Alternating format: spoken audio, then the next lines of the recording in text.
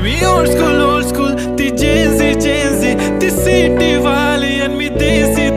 तरी इगो तिला जरा भी नाही मनामध्ये खराबी नाही paparazzi तिच्या मागे daily crazy तरी why so shy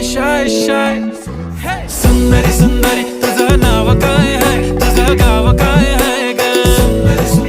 अरे सुंदरी तुझं नाव काय आहे तुझं गाव काय आहे ग